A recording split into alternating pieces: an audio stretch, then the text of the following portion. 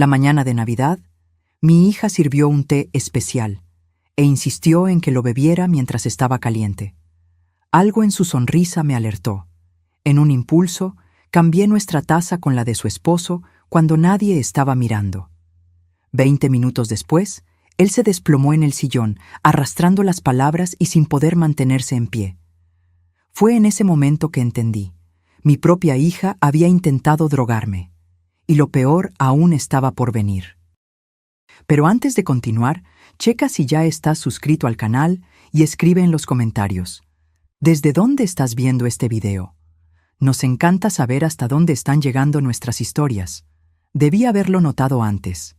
Las señales siempre estuvieron ahí, parpadeando como luces de alerta que elegí ignorar porque, bueno, era mi hija. Y las madres siempre queremos creer lo mejor de nuestros hijos, ¿no es así? Pero esa mañana de Navidad, cuando Lorena entró a la sala con aquella taza humeante y una sonrisa demasiado grande, algo dentro de mí se movió.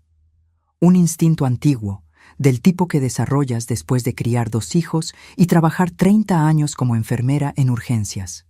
Aprendes a leer a la gente, aprendes a ver más allá de las palabras. «Mami, te hice un té especial», dijo, extendiendo la taza blanca con flores azules. La misma taza que le había regalado en su cumpleaños de 15 años. «Jengibre con limón y un toque de miel. Sé que te encanta». Tomé la taza, sintiendo el calor en las palmas de las manos.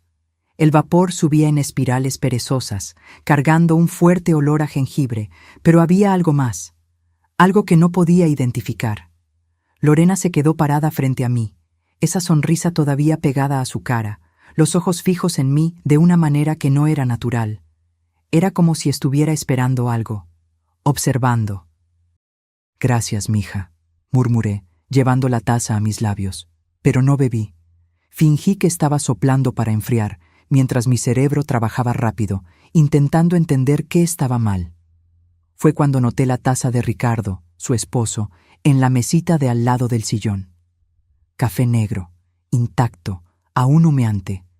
Lorena se dio la vuelta por un segundo para ajustar el moño del árbol de Navidad y yo actué sin pensar. Extendí el brazo, tomé su taza y puse la mía en su lugar. Cuando ella regresó la mirada, yo ya estaba llevando la taza de café a mis labios, tomando un sorbo del líquido amargo y fuerte. Café puro, sin azúcar, sin nada más que café. Vi su rostro cambiar. Fue rápido, solo un segundo, pero lo vi. Los ojos se abrieron ligeramente. La boca se entreabrió como si fuera a decir algo, pero luego se controló. La sonrisa regresó, forzada esta vez, y dijo: «Mami, esa no es tu taza, la tuya tiene jengibre». «¿Ah, sí?», puse una expresión de confusión mirando las 2 tazas. «Disculpa, mija, ya tomé un sorbo de su café. Está delicioso, por cierto». «Pero hice el té especialmente para ti», insistió, y había un toque de urgencia en su voz ahora. «Con ingredientes frescos. Te hará bien para tu garganta». «Mi garganta está perfecta», respondí, tomando otro sorbo del café. «Pero gracias por la atención». Se quedó parada allí por unos segundos más, los labios apretados en una línea fina, antes de finalmente darse la vuelta y regresar a la cocina. La observé irse, mi corazón latiendo más rápido de lo que debería. ¿Estaría volviéndome paranoica? ¿Sería solo una madre preocupada queriendo cuidarme y yo estaba viendo cosas donde no había nada? Pero entonces Ricardo entró a la sala, todo animado, hablando sobre los regalos que aún faltaban por abrir. Se tiró en el sillón a mi lado y tomó la taza que yo había cambiado, la que originalmente era mía. La llevó a sus labios y bebió un trago largo. ¿Lorena te hizo ese té de jengibre que te gusta, suegra? ¿Lo dejó aquí para ti?» «Se suponía que era mío», dije en voz baja, observándolo beber más. «Pero sin querer, agarré tu café». Se encogió de hombros y siguió bebiendo, mientras volvía su atención al celular. Me quedé sentada allí, las manos apretadas en el regazo, contando los minutos. 5 minutos pasaron, 10, 15. Fue a los 18 minutos que Ricardo dejó caer el celular en el sillón. Sus manos temblaban ligeramente. ¿Está todo bien?, pregunté, ya inclinándome hacia adelante. No sé, murmuró, pasándose la mano por la cara. Me estoy sintiendo medio raro, mareado. 20 minutos. Intentó levantarse y se tambaleó, agarrándose del brazo del sillón. Sus palabras comenzaron a salir arrastradas, como si la lengua estuviera demasiado pesada. «¡Lorena!», llamé intentando mantener la voz firme. «Ricardo no se siente bien». Apareció en la puerta de la cocina en un segundo, y la expresión en su rostro me dijo todo. No era sorpresa, no era preocupación genuina. Era pánico de quien vio un plan salir mal. «¿Qué? ¿Qué pasó?». Corrió hacia él, pero noté cómo le temblaban las manos, cómo evitaba mi mirada. «No sé», gimió Ricardo, dejándose caer de nuevo en el sillón. «Estoy viendo todo borroso. Creo que bebí demasiado anoche». Pero él no había bebido. Yo lo sabía porque estuve con ellos toda la noche. Ricardo solo había tomado 2 copas de vino en la cena. Eso había sido hace horas. «Voy por agua», dijo Lorena, saliendo rápidamente de la sala. La escuché hablando bajo por teléfono en la cocina, pero no pude entender las palabras. Me quedé sentada allí, observando a mi yerno luchar para mantener los ojos abiertos, y una certeza fría se instaló en mi pecho. El té era para mí. Lo que sea que estuviera en esa taza era para mí. Y si yo lo hubiera bebido, sería yo quien estaría en ese sillón, mareada, confundida, vulnerable. Lorena regresó con un vaso de agua y ayudó a Ricardo a beber. Seguía evitando mi mirada, el rostro pálido, las manos aún temblando. «Creo que es mejor que descanse», dijo, ayudando a su esposo a levantarse. «Lo voy a llevar al cuarto». Asentí en silencio, observándolo subir las escaleras. Ricardo apenas podía caminar bien, apoyándose pesadamente en ella. Cuando desaparecieron en el pasillo de arriba, me levanté y fui a la cocina. La taza con el té de jengibre aún estaba en el fregadero, a medio llenar. La tomé con cuidado, olí el contenido. Jengibre, limón, miel y algo más. Algo químico, ligeramente amargo por debajo de los otros aromas. Vertí el líquido en una botella de plástico que encontré debajo del fregadero, la cerré bien y la guardé en mi bolsa. Luego lavé la taza, la sequé y la puse de vuelta en el armario, como si nada hubiera pasado. Mi hija había intentado drogarme. Mi propia hija. La niña que había acunado en mis brazos, que había criado sola después de que su padre nos dejó, por la que había trabajado en 2 empleos para darle una buena vida. Esa misma niña había puesto algo en mi té. ¿Pero por qué? Esa era la pregunta que martilleaba en mi cabeza mientras regresaba a la sala y me sentaba en el sillón, fingiendo que solo estaba descansando. ¿Por qué haría Lorena esto? ¿Qué ganaría dejándome mareada y confundida? Las respuestas comenzaron a formarse en mi mente, una por una, como piezas de un rompecabezas sombrío que no quería armar. Las visitas cada vez más frecuentes en las últimas semanas. Las preguntas sobre mi salud, sobre mis olvidos que yo no tenía, pero que ella insistía en mencionar. «Mami, ya me contaste esto 3 veces», decía, incluso cuando yo estaba segura de estar hablando de eso por primera vez. Y estaban los documentos. 2 meses atrás, Lorena había aparecido con papeles para que firmara. «Es solo una autorización para el seguro médico, mami. Lo están exigiendo ahora». Yo había firmado sin leer bien, confiando en ella. ¿Serían realmente del seguro médico? ¿O era otra cosa? El sonido de pasos en la escalera me sacó de mis pensamientos. Lorena bajó sola, el rostro aún pálido, pero la sonrisa ya de vuelta en su lugar. Esa sonrisa ensayada que usaba cuando quería convencer a alguien de algo. «Ricardo está durmiendo», dijo, sentándose en el sillón frente a mí. Creo que de verdad exageró ayer. Ya sabes cómo se pone cuando empieza a beber. Yo sabía que estaba mintiendo. Pero fingí que le creía, porque necesitaba tiempo para pensar, para planear. Si ella supiera que había descubierto, ¿quién sabe lo que haría? Pobrecito, murmuré, manteniendo el rostro neutro. Espero que se mejore pronto. Se va a mejorar, dijo Lorena demasiado rápido. Es solo cuestión de dormir un poco. Nos quedamos en silencio por un momento, el aire pesado entre nosotras. Ella jugaba con su celular, pero yo podía sentir que estaba nerviosa. Las piernas se movían, los dedos tamborileaban en el costado del teléfono. «Mami», comenzó sin levantar los ojos.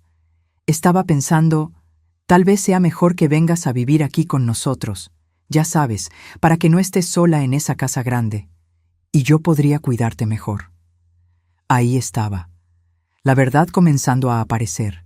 Quería que fuera a vivir con ellos, quería tenerme bajo control, bajo vigilancia. Y si hoy hubiera logrado drogarme, si yo hubiera caído mareada y confusa, ella tendría la prueba que necesitaba para convencer a todo el mundo de que ya no podía vivir sola. Voy a pensarlo, respondí, manteniendo la voz tranquila, pero estoy bien donde estoy. Finalmente me miró y había algo frío en esos ojos, algo que nunca había visto antes, o tal vez nunca había querido ver. Tienes 65 años, mami. Ya no eres una jovencita. Y he notado que andas olvidadiza, repitiendo cosas. ¿No sería más seguro tener a alguien cerca? Mi hija estaba plantando la semilla, construyendo la narrativa. Si ella seguía diciéndole a todo el mundo que yo estaba olvidadiza, confundida, incapaz, eventualmente la gente lo creería. Especialmente si yo comprobara eso teniendo un episodio, quedando desorientada de repente. Como si hubiera bebido algo que no debía. «Estoy bien, Lorena», repetí, y esta vez dejé un toque de firmeza en la voz. Muy bien, de hecho. Mi memoria está perfecta, y no pretendo cambiarme de casa pronto. Salí de la casa de Lorena 2 horas después, inventando una excusa sobre haber prometido llamar a mi hermana. Ella protestó, dijo que debía quedarme a comer, pero yo ya estaba con la bolsa en el hombro y las llaves del coche en la mano. No iba a pasar ni un minuto más en esa casa, fingiendo que todo estaba normal cuando mi hija acababa de intentar drogarme. El camino hasta mi casa, en Coyoacán, me tomó 15 minutos, pero pareció durar una eternidad. Mis manos temblaban en el volante, el corazón latiendo tan fuerte que podía escucharlo en mis oídos. Seguía repasando todo en mi cabeza, su sonrisa, la insistencia con el té, la expresión de pánico cuando se dio cuenta de que había cambiado las tazas. Y Ricardo, pobre, pagando el precio de algo que estaba destinado a mí. Cuando finalmente llegué a casa, en la colonia del Valle, cerré todas las puertas, todas las ventanas, a pesar de que hacía calor. Necesitaba sentirme segura, necesitaba pensar con claridad. Me senté en la mesa de la cocina y puse la botella con el té frente a mí, observando el líquido ámbar a través del plástico transparente. ¿Qué hacer ahora? ¿Llamar a la policía? ¿Y decir qué? ¿Que mi hija había hecho un té que dejó a mi yerno mareado? Se iban a reír en mi cara. O peor, iban a mirarme con esa expresión de lástima que la gente usa cuando cree que te estás volviendo senil. ¿Está segura de eso, señora? ¿No será solo un malestar? No. Necesitaba pruebas concretas. Necesitaba saber exactamente qué había puesto Lorena en ese té. Tomé mi celular y busqué laboratorios de análisis toxicológicos en la zona. Encontré uno a 40 minutos de allí que hacía análisis privados, sin necesidad de orden médica o policial. Llamé y agendé para el día siguiente, a primera hora de la mañana. Después, abrí mi computadora y comencé a investigar. Quería entender qué le había pasado a Ricardo, qué sustancias podrían causar esos síntomas. Mareos, visión borrosa, habla arrastrada, pérdida de coordinación motora. La lista era larga: benzodiazepinas, ciertos antihistamínicos en dosis altas, incluso algunos medicamentos para dormir. Todos fácilmente encontrados en cualquier farmacia. Pensé en los últimos meses, intentando recordar otras señales que había ignorado. Y ahí estaban, claras como el día ahora que prestaba atención. las visitas inesperadas de Lorena, siempre con alguna excusa. Estaba de paso por aquí, decidí dar una vuelta. Pero ella nunca pasaba por aquí, antes. Mi casa no estaba en el camino de ningún lugar que ella frecuentara. Y las preguntas, siempre las preguntas sobre dinero. Mami, ¿tienes algo guardado? ¿Inversiones? ¿Esa casa está a tu nombre realmente? Yo respondía sin pensarlo mucho, porque era mi hija. ¿Por qué le escondería algo? Ahora sabía por qué. Me levanté y fui a la oficina, ese pequeño cuarto al fondo de la casa que usaba para guardar documentos importantes. Abrí el archivador donde guardaba papeles del banco, escrituras, pólizas de seguro. Todo parecía estar en su lugar, pero comencé a revisar documento por documento, buscando cualquier cosa que pareciera incorrecta o fuera de lugar. Fue cuando lo encontré, una carpeta que no reconocía, con papeles que no recordaba haber guardado allí. Abrí y sentí que el suelo desaparecía bajo mis pies. Era un poder notarial amplio, que le daba a Lorena poder total sobre mis finanzas y decisiones médicas en caso de incapacidad mental o física, y mi firma estaba ahí abajo. Pero yo no recordaba haber firmado aquello. Absolutamente no lo recordaba. Miré la fecha, 2 meses atrás, la misma época en que ella había aparecido con aquellos papeles del seguro médico. Sentí que la rabia subía por mi garganta, caliente y amarga. Me había engañado. Me había hecho firmar un poder notarial creyendo que era otra cosa completamente diferente. Fotografié cada página con mi celular, guardé los originales de vuelta en la carpeta y puse todo en el archivador. Necesitaba copias antes de hacer cualquier cosa. Necesitaba pruebas de todo. Esa noche apenas pude dormir.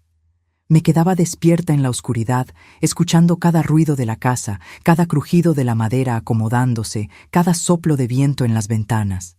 Seguía viendo el rostro de Lorena en mi mente, esa sonrisa falsa, esos ojos fríos. ¿Cómo no lo había visto antes? ¿Cómo había dejado que las cosas llegaran a este punto? Pero yo sabía cómo, porque era mi hija, porque la amaba.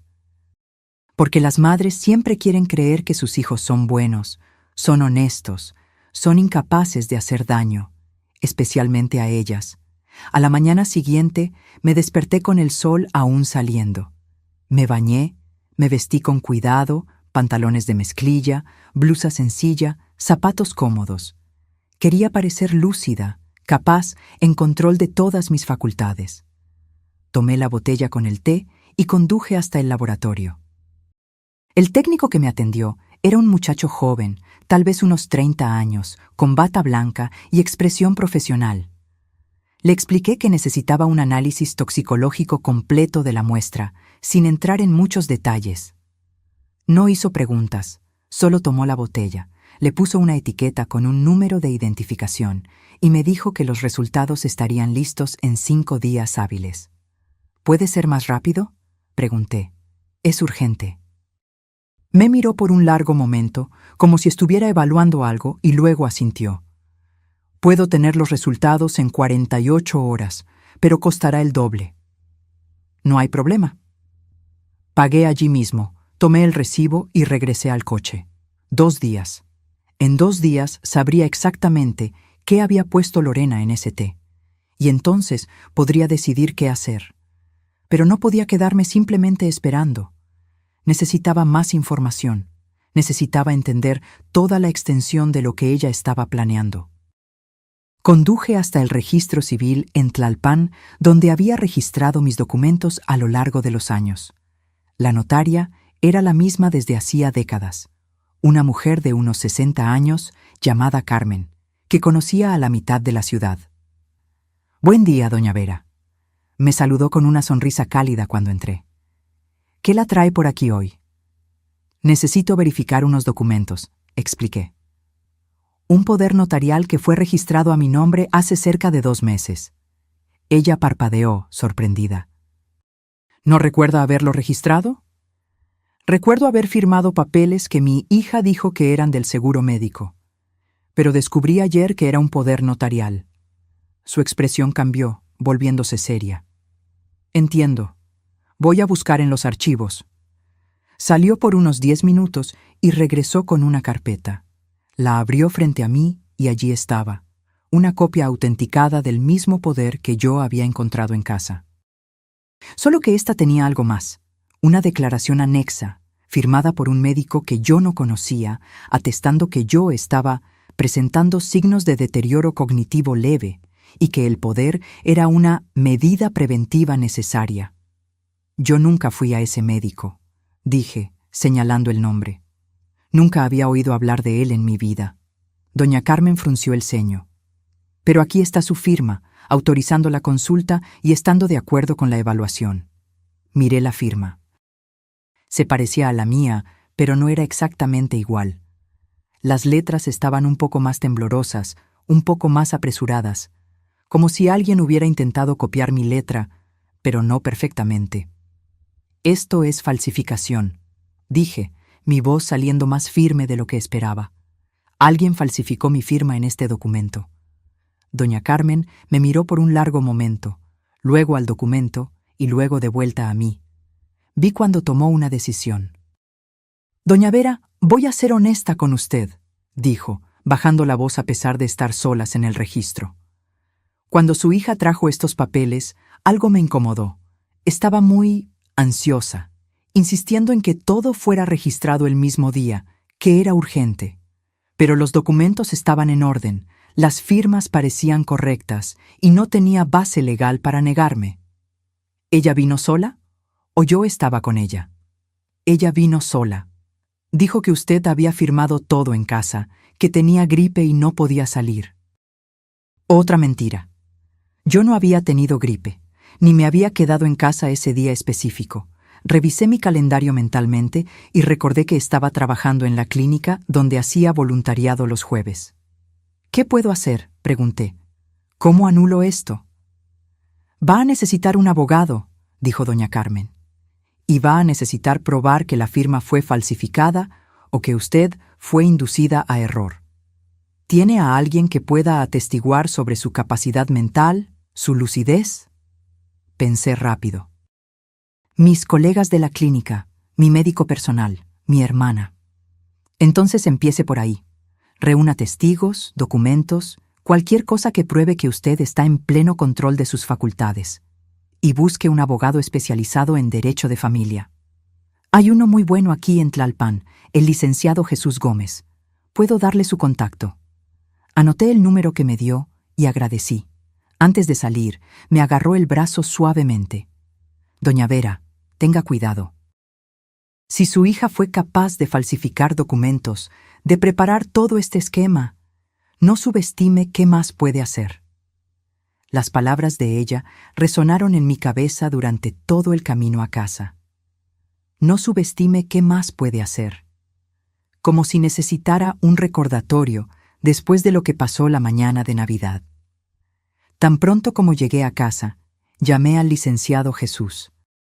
Le expliqué la situación brevemente. El poder fraudulento, la sospecha de que mi hija había intentado drogarme, la declaración médica falsificada. Me dio hora para el día siguiente, a primera hora de la mañana. Luego llamé a mi hermana, Marta. Ella era 3 años menor que yo, vivía en otra ciudad, Puebla, pero hablábamos al menos una vez a la semana. Le conté todo, desde el té hasta los documentos falsificados. Dios mío, Vera, jadeó. Siempre pensé que Lorena era un poco interesada, pero esto es criminal. ¿Ya fuiste a la policía? Todavía no. Quiero esperar los resultados del análisis del té. Así tendré prueba concreta. Necesitas protección. ¿Quieres que vaya para allá? Puedo llegar hoy en la noche. Por un momento, consideré aceptar. Pero luego pensé en cómo se vería eso. Una mujer de 65 años necesitando que su hermana viniera a cuidarla. Sería exactamente la narrativa que Lorena estaba intentando construir. No es necesario, Marta, pero gracias. Solo necesito que estés disponible para atestiguar, si es necesario, para confirmar que estoy lúcida, que no tengo problemas de memoria, que soy perfectamente capaz de cuidarme sola. Claro, cualquier cosa, solo llama. Y Vera, cambia las cerraduras de tu casa. Hoy mismo. ¿Lorena tiene copia de las llaves? Mi sangre se heló. Sí tenía. Le había dado una copia hace años, para emergencias, y nunca se la había pedido de vuelta. Voy a resolver eso ahora, prometí y colgué. Pasé el resto del día llamando a cerrajeros, instalando nuevas cerraduras, cambiando todos los pasadores. Costó una fortuna hacer todo el mismo día, pero no me importó. Necesitaba sentirme segura en mi propia casa. Esa noche, Lorena llamó. Dejé que sonara hasta que cayera en el buzón de voz. Volvió a llamar. Y otra vez.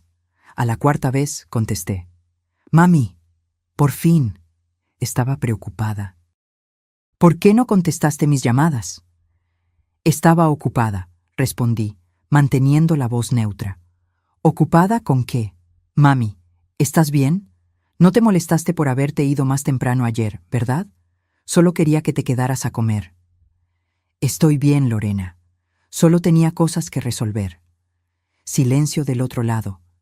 Después, ¿qué tipo de cosas? Cosas mías. Otro silencio, más largo esta vez. Casi podía escuchar sus pensamientos corriendo, intentando entender lo que estaba pasando.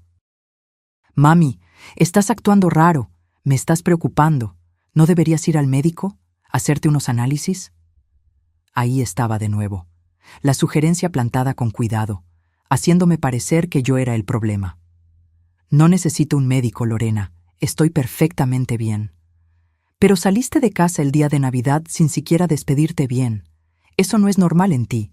Y ahora estás toda evasiva. No quieres hablar». «No estoy evasiva. Solo estoy ocupada». «¿Con qué?», insistió, la voz volviéndose más aguda. «Mami, ¿qué estás haciendo? ¿A dónde fuiste hoy?» La pregunta me tomó por sorpresa. ¿Cómo sabía que había salido? ¿Sería solo una corazonada o...? «Lorena, tengo que irme. Hablo contigo después». «Mami, espera». Colgué antes de que pudiera continuar. Mi corazón latía aceleradamente. ¿Me estaría vigilando? ¿Habría alguien observando mi casa? Fui a la ventana y miré a la calle, buscando coches desconocidos, personas paradas donde no deberían estar. No vi nada, pero eso no significaba que no había nada que ver. Cerré las cortinas y me alejé de la ventana. ¿Me estaba volviendo paranoica? ¿O simplemente cautelosa? La línea entre las dos cosas se estaba volviendo muy delgada. A la mañana siguiente, me desperté temprano y fui directo a la oficina del licenciado Jesús.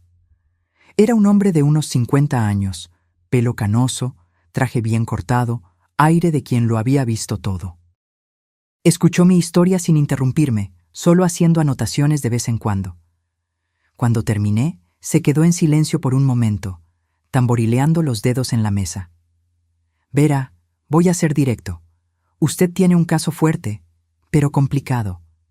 El poder notarial es válido en principio. Tiene todas las formalidades legales.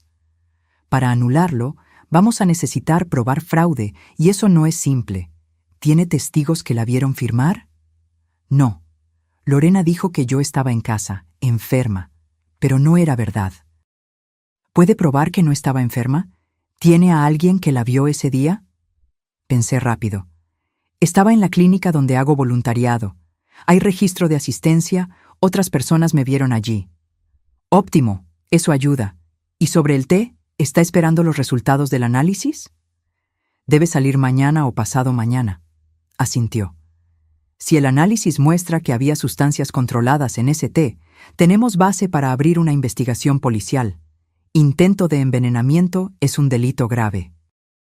Pero le voy a advertir, demandar a su propia hija va a ser difícil, y la repercusión familiar va a ser devastadora». «Lo sé», respondí, y realmente lo sabía. Pero ¿cuál era la alternativa? ¿Dejar que me drogara, me declarara incapaz, tomara control de mi vida? Pero no voy a dejar que me robe todo lo que construí. Entonces haremos lo siguiente. Primero, revocaremos formalmente ese poder notarial. Voy a preparar los documentos hoy mismo. Segundo, Usted va a hacerse una evaluación psiquiátrica completa con un profesional que yo le indicaré, para tener un informe reciente que atestigue su plena capacidad. Tercero, tan pronto como salga el resultado del análisis toxicológico, decidiremos si lo llevamos a la policía o intentamos resolverlo de forma privada. ¿Y mi patrimonio? ¿Cómo protejo mi casa, mi dinero? Haremos un testamento claro, con testigos idóneos. Y podemos transferir algunos bienes a un fideicomiso, donde usted mantiene el control, pero es más difícil para terceros acceder. Pero eso lleva tiempo. ¿Cuánto tiempo? Algunos meses para hacer todo bien. Algunos meses. Tiempo suficiente para que Lorena intentara de nuevo. Tiempo suficiente para que ella descubriera lo que yo estaba haciendo e intentara detenerme. Salí de la oficina del abogado con una lista de cosas que hacer y una sensación extraña de alivio mezclada con miedo.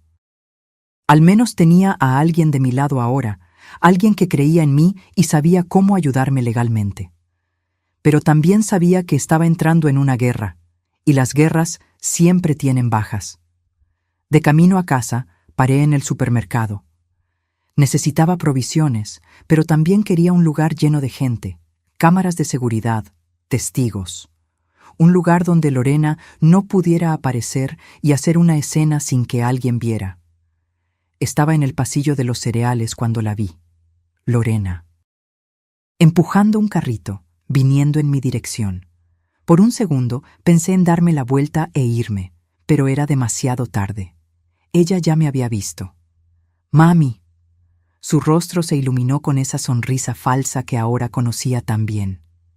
«Qué coincidencia encontrarte aquí». Coincidencia. Claro, como si ella no supiera exactamente dónde hacía mis compras todas las semanas. «Hola, Lorena». Se acercó demasiado, invadiendo mi espacio personal. «Desapareciste. No contestas mis llamadas, no respondes mensajes». «Estoy preocupada. Ya te dije que estoy bien. Pero no estás actuando bien, mami». Su voz se hizo más baja, más urgente. «No es normal que me evites así, que te alejes. ¿Será que no te das cuenta? Estás cambiando, poniéndote diferente».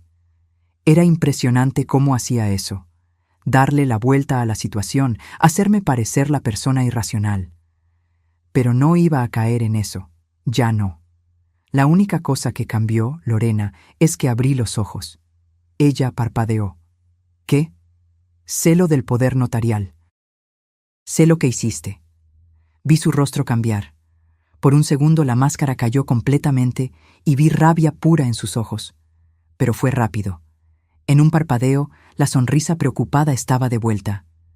«Mami, ese poder notarial es para tu propio bien, para darme las condiciones de ayudarte en caso de que algo suceda. Tú misma estuviste de acuerdo. Yo estuve de acuerdo en firmar papeles del seguro médico, no en darte control total sobre mi vida». «Es lo mismo. Estoy intentando cuidarte». La gente comenzó a mirar en nuestra dirección. Necesitaba salir de allí antes de que hiciera una escena más grande.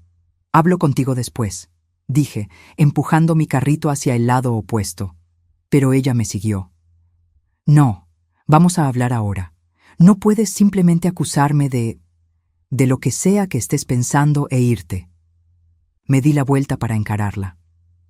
«Lorena, yo cambié las tazas esa mañana. El té que era para mí fue para Ricardo. Y él se puso mal. Muy mal». Silencio. Las personas a nuestro alrededor fingían no estar escuchando, pero yo sabía que estaban prestando atención a cada palabra. «Él bebió de más la noche anterior», dijo Lorena, pero su voz salió menos firme. «Tú misma lo viste». «Él bebió 2 copas de vino. Eso no deja a nadie de esa manera al día siguiente». «¿Estás insinuando que yo...?» No terminó la frase. Solo me miró con una expresión de shock tan convincente que casi creí que era real. Casi. «Mami, te estás volviendo paranoica. Esto es un síntoma, ¿no te das cuenta? Necesitas ayuda». «Yo no necesito ayuda, pero tú vas a necesitar un abogado muy bueno cuando salgan los resultados del análisis toxicológico del té». Vi cómo la sangre desaparecía de su rostro. ¿Tú guardaste el té?» Lo guardé y lo mandé a analizar. Voy a saber exactamente lo que pusiste en él. Se quedó parada, con la boca abierta, buscando las palabras. Finalmente dijo: «Estás loca, estás completamente loca». Y salió prácticamente corriendo, dejando el carrito de compras abandonado en medio del pasillo. Me quedé allí parada, temblando, intentando procesar lo que acababa de hacer. Había mostrado mis cartas. Había revelado que sabía de su plan. ¿Y ahora qué haría? Terminé mis compras en piloto automático, pagué y salí. En el estacionamiento miré a mi alrededor varias veces antes de entrar al coche, revisando si alguien me estaba siguiendo. La paranoia que Lorena había acusado se estaba volviendo real, pero no porque me estuviera volviendo senil. Era porque mi propia hija estaba conspirando contra mí. Conduje a casa despacio, teniendo cuidado extra, revisando el espejo retrovisor constantemente. Cuando llegué, verifiqué todas las ventanas y puertas antes de entrar. Todo parecía intacto, pero aún así me sentía observada. Guardé las compras rápidamente y me senté en la sala, intentando calmarme. Mi celular sonó. Era un número desconocido. Dudé, pero contesté. «¿Señora Vera?» Una voz masculina, profesional. «Aquí es del laboratorio de análisis. Logramos procesar su muestra más rápido de lo que esperábamos. Los resultados están listos». Mi corazón dio un brinco. «¿Y qué encontraron?» «Prefiero no discutir por teléfono. ¿Puede venir a buscarlo personalmente? Tenemos el informe completo aquí». «Voy para allá». Colgué y tomé la bolsa de nuevo. 20 minutos después, estaba frente al técnico, leyendo el informe con las manos temblando tanto que apenas podía sostener el papel. Zolpidem. Había Zolpidem en el té. Un medicamento de venta restringida, usado para el insomnio, que en dosis altas causa exactamente los síntomas que Ricardo tuvo: mareos, desorientación, habla arrastrada, pérdida de coordinación. Y en personas mayores, especialmente si se mezcla con otros medicamentos, podía ser fatal. La cantidad encontrada en la muestra era suficiente para causar daño significativo, explicó el técnico. Especialmente si la persona que lo consumió tuviera alguna condición cardíaca o estuviera tomando otros medicamentos. Fue suerte que no haya habido consecuencias más graves. Ricardo era joven y saludable. Por eso solo se había mareado y dormido por horas. Pero yo tomaba medicamento para la presión alta. Si yo hubiera bebido ese té, combinado con mi medicación diaria, podría haber tenido un paro cardíaco. Mi hija no solo estaba intentando dejarme confusa, estaba intentando matarme. ¿Quiere que le emita un informe formal?, preguntó el técnico. ¿Para uso judicial? Sí, respondí, mi voz saliendo firme a pesar del temblor interno. Sí, por favor. Él preparó el documento, con sellos y firmas oficiales. Pagué el adicional, guardé todo cuidadosamente en la bolsa y regresé al coche. Pero no fui a casa. Fui directo a la fiscalía en Azcapotzalco. El fiscal que me atendió era un hombre de mediana edad, barriga prominente, aire de quien ya había oído de todo. Le conté mi historia de principio a fin, le mostré el informe toxicológico, le mostré el poder notarial fraudulento, le expliqué sobre la declaración médica falsa. Él escuchó todo, haciendo anotaciones, y cuando terminé, suspiró pesadamente. «Señora, entiendo su situación y es grave. Pero abrir una investigación contra su propia hija, ¿está segura de que es eso lo que quiere? Ella intentó envenenarme. Lo sé, y tenemos pruebas de eso. Pero piense bien, esto va a destruir su familia. Va a ser un proceso público, doloroso, e incluso con las pruebas va a ser palabra contra palabra en muchos puntos. Ella puede alegar que el medicamento se cayó accidentalmente en el té, que fue un error». «Nada de esto fue un error», dije. «Fue todo calculado. El poder notarial falso, la declaración médica, el té drogado. Ella estaba construyendo un caso para declararme incapaz y tomar todo lo que tengo». Asintió lentamente. «Le creo. Y vamos a abrir la investigación. pero quiero que esté preparada para lo que viene. Va a ser difícil. Su hija la va a acusar de estar senil, va a traer testigos diciendo que usted anda confusa. Va a hacer de todo para voltear esto en su contra. Lo sé, pero si no hago nada, ella va a intentar de nuevo. Y la próxima vez puede conseguirlo. La investigación fue abierta esa misma tarde. El fiscal me dijo que Lorena sería notificada en 48 horas y necesitaría rendir declaración. También pidieron interrogar a Ricardo, ya que él había sido la víctima directa del envenenamiento. Salí de la fiscalía sintiéndome al mismo tiempo aliviada y aterrorizada. Había dado el paso. No había forma de volver atrás ahora. De camino a casa, paré en la oficina del licenciado Jesús y le mostré el informe toxicológico. Lo leyó con atención, asintiendo de vez en cuando. «Esto cambia todo», dijo. «Con esto en mano, podemos no solo anular el poder notarial, sino también demandar por fraude e intento de homicidio. La cuestión es, ¿quiere ir hasta el final? Quiero proteger lo que es mío. Quiero garantizar que ella nunca más tenga acceso a mi vida. Entonces haremos lo siguiente.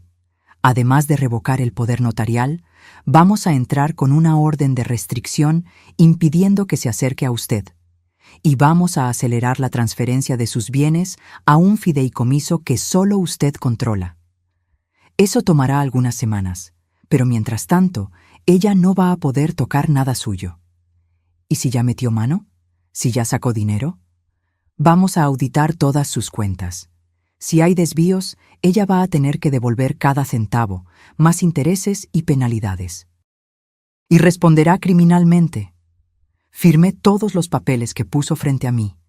Poderes notariales nuevos, autorizaciones para auditoría, solicitudes de orden de restricción. Me dolía la mano de tanto firmar, pero no paré. Cada firma era una capa más de protección, una barrera más entre Lorena y todo lo que yo había construido. Cuando finalmente llegué a casa, ya era de noche. Estaba exhausta, física y emocionalmente. Preparé un té de una caja nueva, sellada, que yo misma había comprado, y me senté en la sala, intentando procesar todo lo que había sucedido en los últimos días. Mi celular sonó. Lorena. La ignoré. Volvió a sonar, y otra vez. Después comenzaron los mensajes. «Mami, necesito hablar contigo urgentemente. Por favor, contesta el teléfono. No puedes hacerme esto. Soy tu hija. Te vas a arrepentir de esto, te lo juro». Bloqueé el número. Ya no quería escuchar nada de lo que ella tuviera que decir. No había nada que pudiera justificar lo que había hecho. Pero la paz duró poco. A las 10 de la noche alguien tocó la puerta. Fuerte, insistente.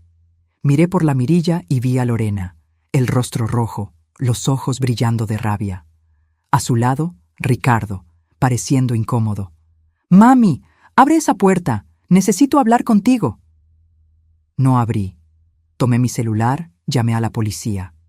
«Hay alguien intentando invadir mi casa», expliqué a la operadora. «Mi hija. Hay una investigación abierta contra ella y una orden de restricción en trámite». «Patrulla en camino», dijo. Me quedé pegada a la puerta, escuchando a Lorena gritar del otro lado.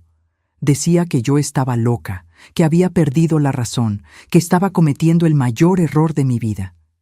Ricardo intentaba calmarla, pero ella no escuchaba. 8 minutos después, oí las sirenas. Vi por las rendijas de la cortina a 2 policías saliendo de la patrulla y acercándose. Lorena dejó de gritar inmediatamente, componiendo el rostro, cambiando la rabia por preocupación. «Oficiales, gracias a Dios que vinieron. Mi madre está en crisis. Necesita ayuda médica urgente». Pero los policías habían sido informados de la situación. Uno de ellos, una policía joven de cabello recogido, dijo: «Señora Lorena, hay una orden de restricción siendo procesada. Necesita alejarse de esta propiedad». «Pero es mi madre. Estoy preocupada por ella». «Entiendo su preocupación, pero la ley es clara. Si no se va voluntariamente, tendremos que arrestarla por allanamiento de morada e incumplimiento de orden judicial». Vi a Lorena mirar hacia la puerta. hacia mí escondida detrás de ella, y en ese momento sus ojos se encontraron con los míos a través de la rendija. Lo que vi allí me heló. Odio puro, sin disfraz, sin máscaras. No estaba preocupada por mí. Estaba furiosa por haber perdido el control. Ricardo la jaló del brazo. «Vámonos, Lorena. No vas a resolver nada así». Ella se dejó llevar, pero no sin antes gritar una última cosa. «Vas a morir sola, mami, sola y abandonada como te mereces». Las palabras dolieron más de lo que esperaba, porque una parte de mí, pequeña pero aún presente, todavía quería creer que había algo de amor allí, algún remordimiento, alguna posibilidad de que todo fuera un terrible malentendido. Pero no lo había. Y yo necesitaba aceptarlo. Los policías esperaron hasta que Lorena y Ricardo se fueron antes de tocar la puerta. Abrí, agradecí, firmé el informe policial.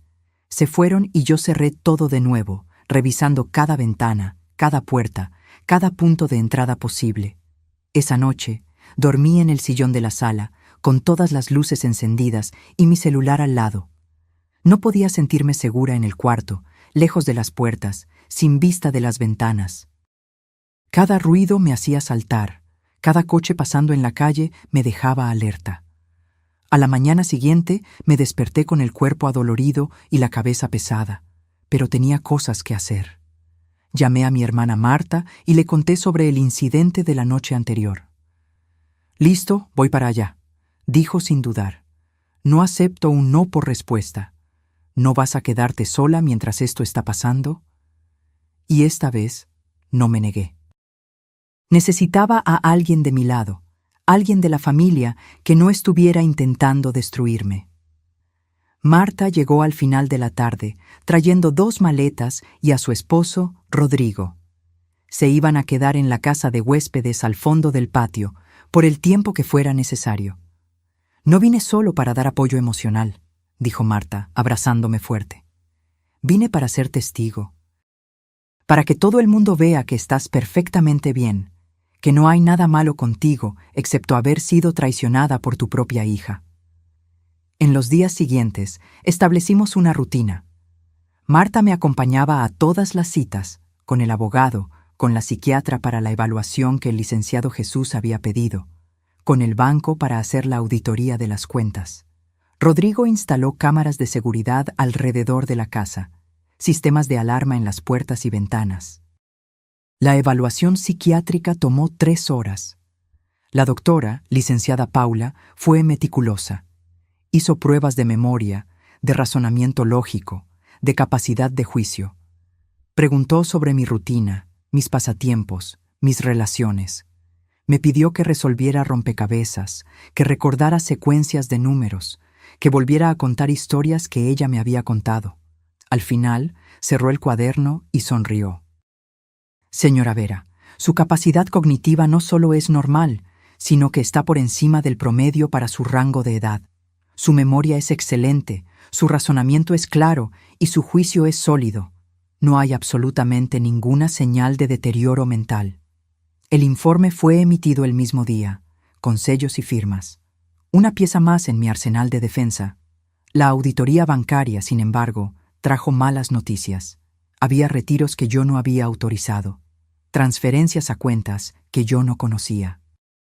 En total, Lorena había desviado casi 400,000 pesos en los últimos 6 meses, siempre valores lo suficientemente pequeños para no llamar la atención inmediata, pero que sumados representaban una cantidad significativa. «Ella venía preparando esto hace tiempo», dijo el licenciado Jesús cuando le mostré los estados de cuenta.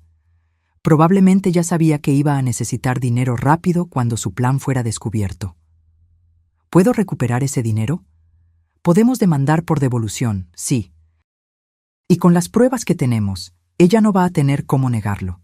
Pero eso lleva tiempo, meses, tal vez años». Años. La palabra resonó en mi cabeza. ¿Tendría yo energía para eso? ¿Para años de demandas, audiencias, declaraciones? La notificación le llegó a Lorena una semana después. Necesitaría comparecer a la fiscalía para rendir declaración sobre las acusaciones de fraude, falsificación de documentos e intento de envenenamiento. Ricardo también fue convocado, ya que él había sido la víctima que efectivamente consumió el té drogado. El licenciado Jesús me llamó al día siguiente de la notificación. Lorena contrató a un abogado, y no es cualquiera, es el licenciado Flavio Torres, conocido por defender casos difíciles y usar tácticas agresivas. ¿Qué significa eso para mí? Significa que ella va a luchar, no va a aceptar las acusaciones pasivamente. Prepárese para que ella intente desacreditarla públicamente, cuestionar su cordura, traer personas a atestiguar contra su capacidad mental.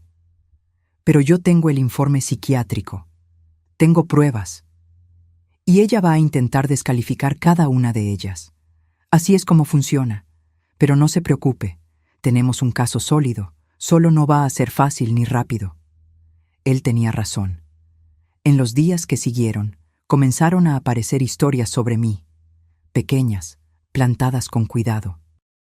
Una exvecina que apenas conocía dio una entrevista al periódico local hablando sobre cómo yo parecía confundida últimamente, repitiendo las mismas preguntas varias veces. Un pariente lejano publicó en las redes sociales sobre cómo era triste ver a alguien de la familia perdiendo la lucidez en la vejez. Eran mentiras, todas ellas. Pero mentiras repetidas suficientes veces comienzan a parecer verdad. Lorena estaba construyendo su defensa. Yo era el problema, no ella. Yo era la senil, la paranoica, la que inventaba historias. Marta se puso furiosa cuando vio las publicaciones. ¿Cómo pueden hacer eso? ¿Cómo pueden mentir tan descaradamente? Porque están desesperados, respondí, y las personas desesperadas hacen cualquier cosa.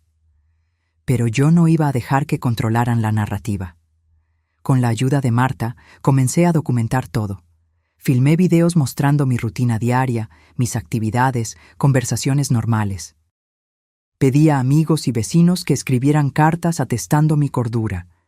Reuní fotos de eventos recientes donde yo aparecía claramente lúcida y activa. La guerra de narrativas había comenzado.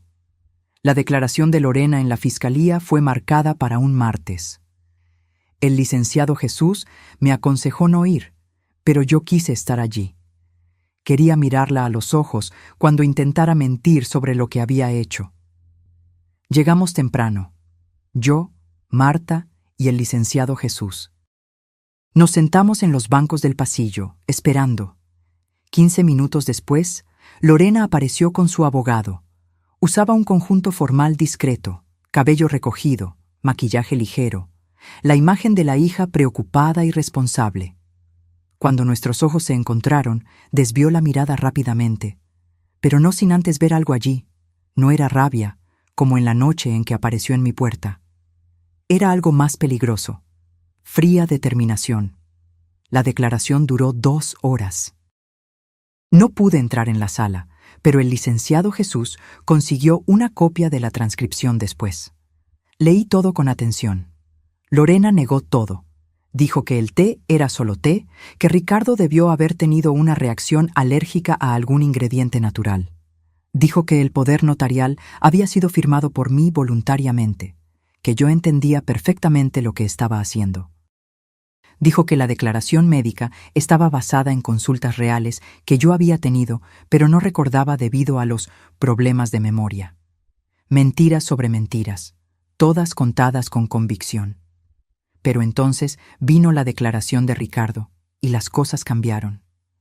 Él llegó solo, sin Lorena, pareciendo cansado y más viejo de sus 40 años. Se sentó en la sala de declaración y cuando le preguntaron sobre el té, dudó. Yo no recuerdo mucho de ese día, comenzó. Pero recuerdo que me sentí muy mal, mucho más de lo que lo haría si fuera solo resaca o alergia. Y recuerdo que Lorena se puso nerviosa cuando se dio cuenta de que la suegra había cambiado las tazas. ¿Cómo así, nerviosa? Se puso pálida. Intentó tomar la taza de vuelta, pero era demasiado tarde.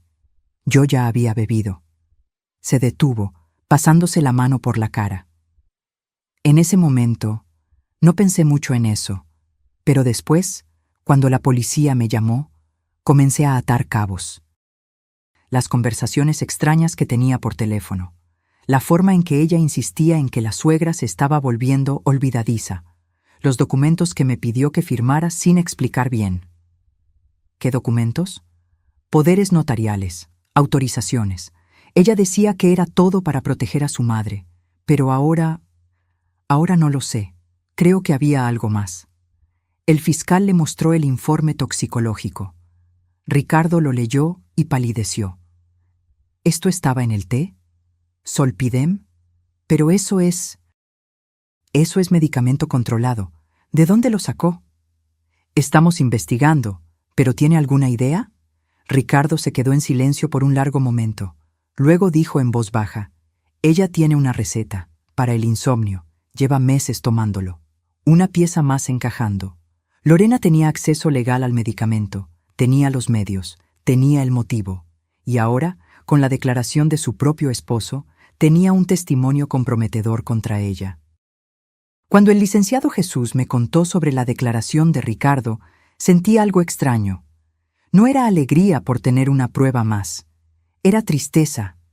Tristeza porque Ricardo, que siempre había sido amable conmigo, ahora estaba atrapado en medio de todo esto. Tristeza porque una familia estaba siendo destruida y no había vuelta atrás. Ricardo pidió el divorcio. Me contó el licenciado Jesús. Habló con el fiscal después de la declaración oficial. Dijo que ya no puede confiar en ella, que se dio cuenta de que no conocía a la mujer con la que estaba casado. Ella va a culparme por todo, dije. Va a decir que destruí su matrimonio. Probablemente, pero la verdad es que ella hizo esto sola. En los días siguientes me quedé esperando alguna reacción de Lorena. Una llamada, un mensaje, tal vez otro intento de aparecer en mi casa. Pero no hubo nada. Silencio total. Esto me ponía más nerviosa que las amenazas.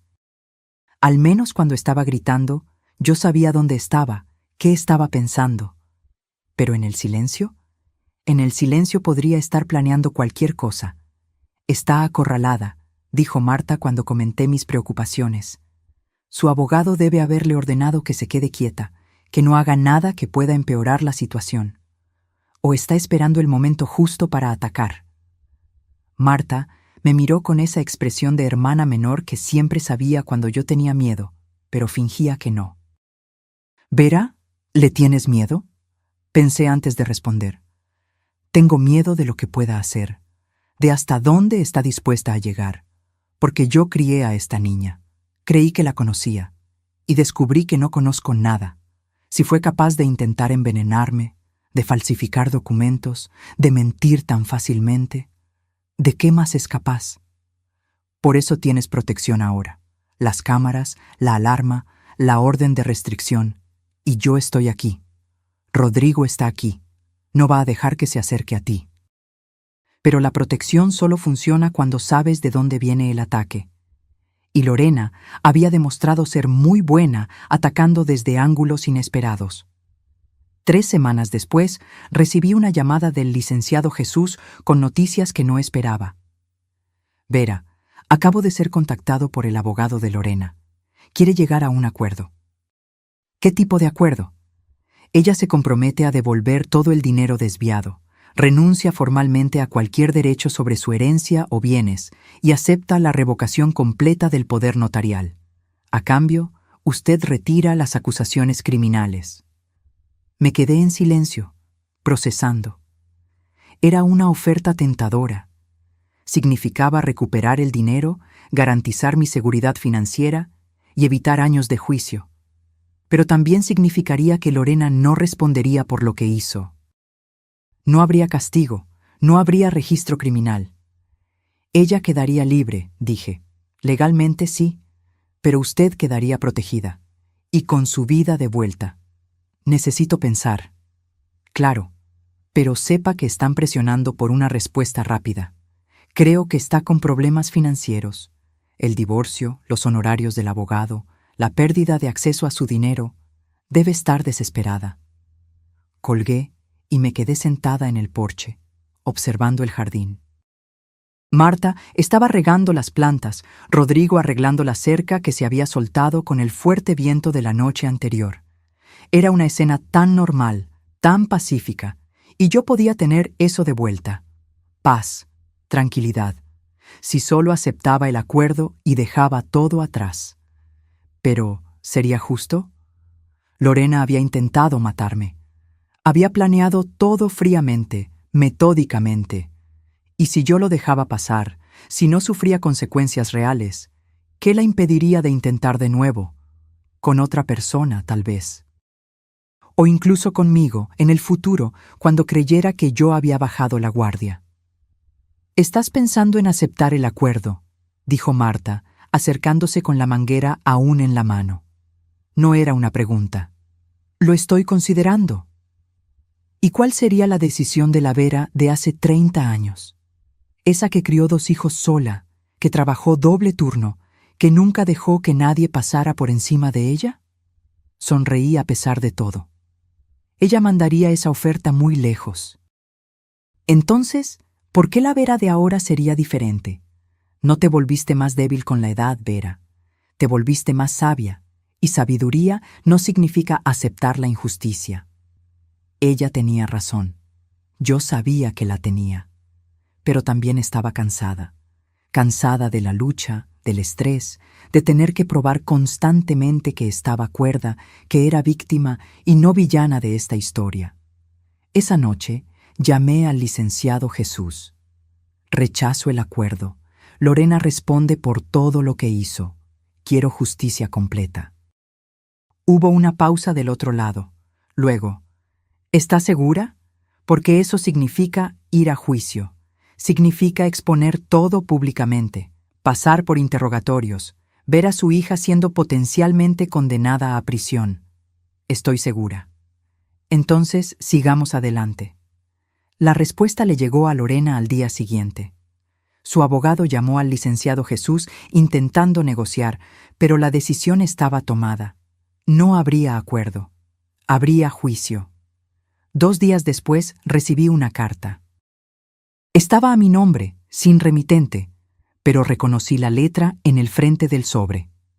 Era de Lorena. Dudé antes de abrir. ¿Querría leer lo que tenía que decir? Pero la curiosidad venció. Mami, estás cometiendo el mayor error de tu vida. No soy el monstruo que están pintando. Todo lo que hice fue pensando en tu bienestar. Te estás haciendo vieja, necesitas cuidados, necesitas a alguien para tomar decisiones por ti. Yo solo estaba intentando prepararme para lo inevitable. Pero tú, en tu terquedad, estás transformando esto en una guerra que no vas a ganar, porque al final soy yo quien va a estar a tu lado cuando realmente te enfermes, cuando realmente necesites ayuda, y te vas a acordar de este momento y te vas a arrepentir. Arrepentir de haber elegido a extraños, abogados, policías, jueces, en lugar de tu propia hija. Pero para entonces será demasiado tarde. Vas a morir sola, como te mereces, y yo voy a estar lejos, viviendo mi vida, libre de tu paranoia y de tu amargura. Adiós, mami. Fuiste tú quien quiso esto. Leí la carta 3 veces. No había una disculpa. No había reconocimiento de lo que había hecho. Solo más culpa, más manipulación, más intentos de darle la vuelta a la historia y hacerme parecer la villana. Guardé la carta junto con todos los otros documentos. Una prueba más de su carácter en caso de que la necesitáramos en el juicio. Los meses siguientes transcurrieron en una rutina extraña. Había audiencias preparatorias, declaraciones de testigos, peritajes. Cada semana traía una nueva etapa del proceso, y cada etapa traía más revelaciones sobre hasta dónde había llegado Lorena. Descubrimos que había consultado a 3 médicos diferentes, intentando conseguir una declaración de que yo tenía demencia. 2 se negaron después de examinarme y ver que yo estaba perfectamente bien. El tercero, aquel cuya firma estaba en los documentos fraudulentos, nunca me había visto personalmente. Solo había firmado basándose en lo que Lorena le contó. Cuando fue confrontado, el médico admitió que había sido negligente, que no había seguido los protocolos correctos, perdió su licencia y también respondió por falsificación de documentos. Pero su declaración fue crucial. Confirmó que Lorena había buscado activamente formas de declararme incapaz, incluso sabiendo que no había base médica para ello. Descubrimos también que había intentado vender mi casa a escondidas. Había contactado a inmobiliarias, hecho evaluaciones, llegado incluso a firmar un precontrato usando el poder notarial fraudulento. La venta solo no se concretó porque el comprador pidió conocerme personalmente, y Lorena no pudo arreglar un encuentro sin levantar sospechas. Cada descubrimiento era una puñalada, no solo por la traición en sí, sino por la planificación. Esto no había sido un impulso, un momento de debilidad. Había sido un plan elaborado, ejecutado a lo largo de meses, tal vez años. Lorena me había mirado, a mí, su madre, y había visto solo una oportunidad. Un obstáculo entre ella y el dinero que creía que merecía. ¿Cómo no lo vi?, le pregunté a Marta una noche, mientras revisábamos los documentos para el juicio que se acercaba. ¿Cómo una madre no se da cuenta de que su propia hija está planeando destruirla? Porque la amabas, respondió Marta simplemente. Porque el amor no cuestiona, no sospecha, no asume lo peor, y ella usó eso contra ti. El juicio fue marcado para un lunes de agosto. Era invierno, pero el día amaneció soleado, cielo azul sin nubes. Parecía incorrecto, de alguna manera. Un día tan bonito para algo tan feo. Me vestí con cuidado, traje discreto, cabello recogido, maquillaje ligero. Quería parecer lo que era, una mujer lúcida, capaz, víctima de una hija manipuladora. Marta y Rodrigo fueron conmigo. El licenciado Jesús nos encontró en la puerta del juzgado. ¿Está preparada?, preguntó. Tanto como puedo estar. Lorena ya estaba adentro cuando entramos. Sentada al lado de su abogado, de espaldas a mí. No se dio la vuelta cuando pasé. Su esposo Ricardo no estaba presente. Sería llamado como testigo más tarde. El juicio duró 3 días. 3 días de declaraciones, argumentos, pruebas presentadas. Atestigué sobre la mañana de Navidad, sobre las tazas cambiadas, sobre todo lo que había descubierto después. Ricardo atestiguó sobre cómo se había sentido después de beber el té, sobre las conversaciones extrañas que había oído, sobre los documentos que Lorena le hacía firmar sin explicación adecuada. La Fiscalía presentó el informe toxicológico, los documentos fraudulentos, los registros bancarios mostrando los desvíos. Presentó la declaración del médico que había firmado la falsa declaración de demencia. La defensa intentó argumentar que todo había sido un malentendido, que Lorena solo intentaba cuidarme, que el medicamento en el té había sido un accidente. Pero las pruebas eran demasiadas, muy claras, muy condenatorias. En el tercer día, Lorena finalmente subió al estrado de los testigos.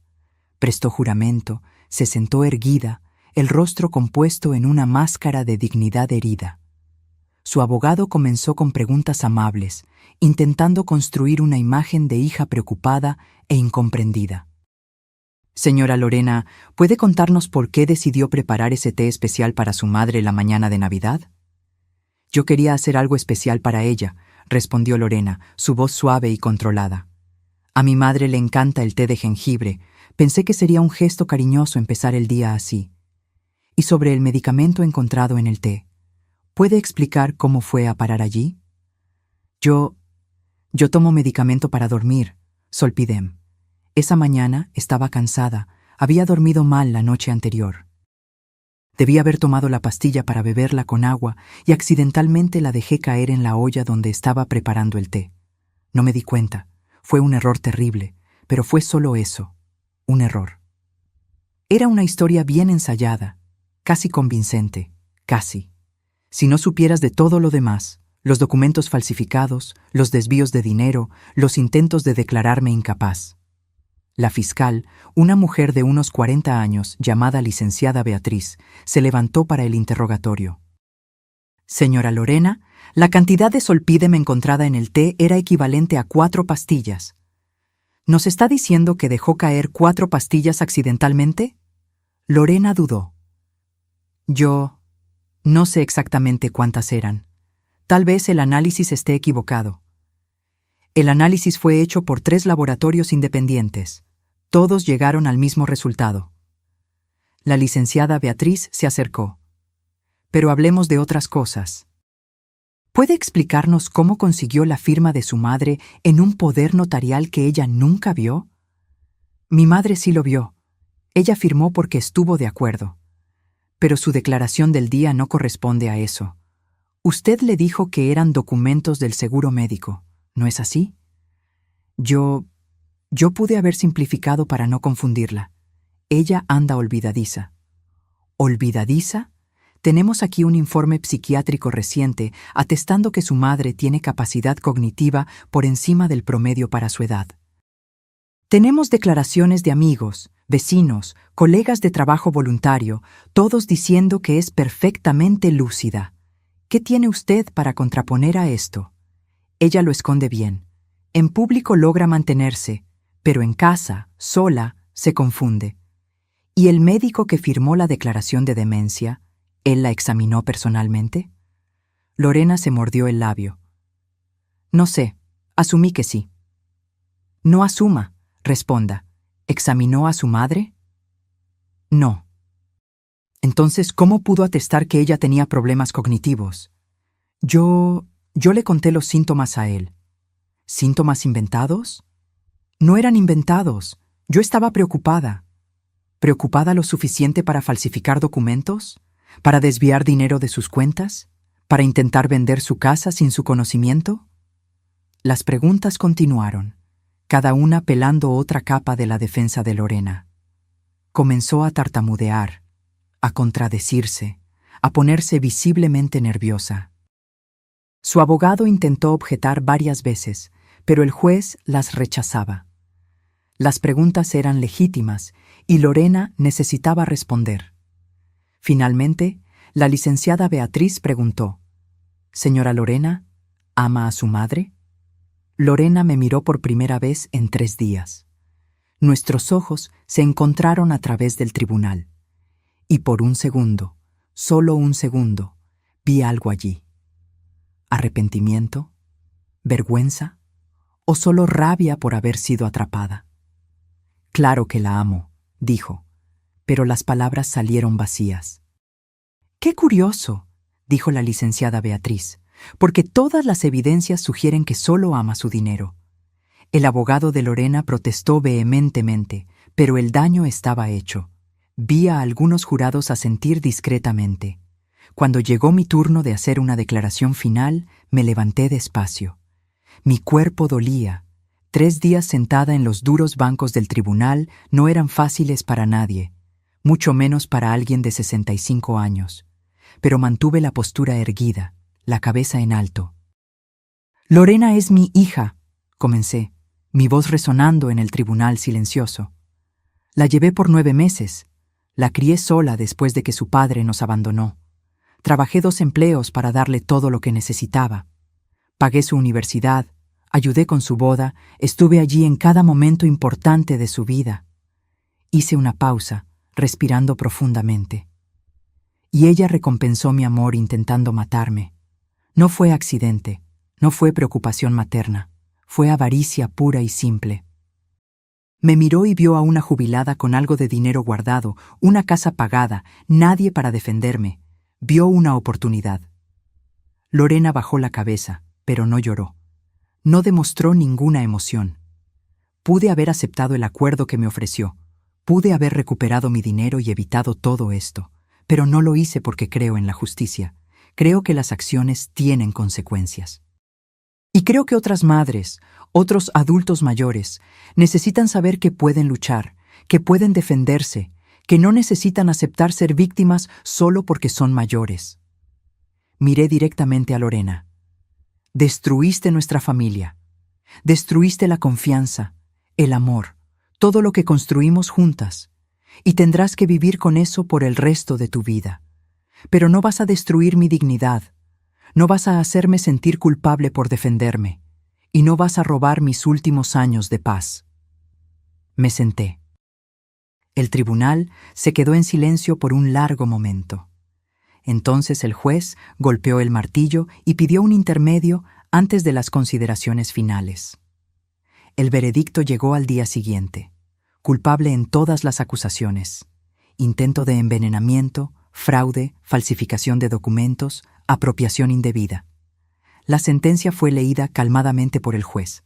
6 años de prisión, a ser cumplidos en régimen semiabierto, dada su buen comportamiento anterior y el hecho de ser re-primaria.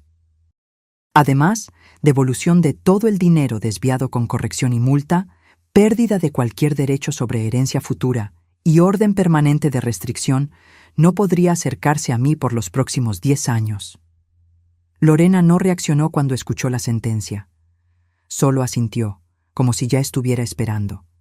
Fue llevada esposada y la vi irse sin mirar atrás. No sentí alegría, no sentí venganza satisfecha, solo un cansancio profundo y una tristeza pesada. Había ganado la batalla, pero perdido a mi hija, y no había victoria real en eso. Regresé a casa esa tarde con Marta y Rodrigo. La casa parecía diferente de alguna manera, más ligera, tal vez. O tal vez yo era la que estaba diferente. «Hiciste lo correcto», dijo Marta, preparando té para los 3. Té de verdad, de una caja nueva que ella misma había comprado. «Sé que ahora no lo parece, pero lo hiciste». «Es mi hija», murmuré. Debí haber visto las señales, debí haber hecho algo antes de llegar a este punto. «Vera, mírame». Marta sostuvo mi rostro entre sus manos. «No tienes ninguna culpa, ninguna. Fuiste una madre maravillosa. Ella es la que tomó decisiones horribles. Esto no es un reflejo de ti, es un reflejo de ella». Esa noche dormí mejor de lo que había dormido en meses. Sin alarmas, sin sobresaltos, sin miedo a cada ruido. Por primera vez desde aquella mañana de Navidad, me sentí segura en mi propia casa. Los meses siguientes fueron de reconstrucción. Marta y Rodrigo regresaron a su casa en Puebla, pero llamaban toda la semana. Retomé mi trabajo voluntario en la clínica,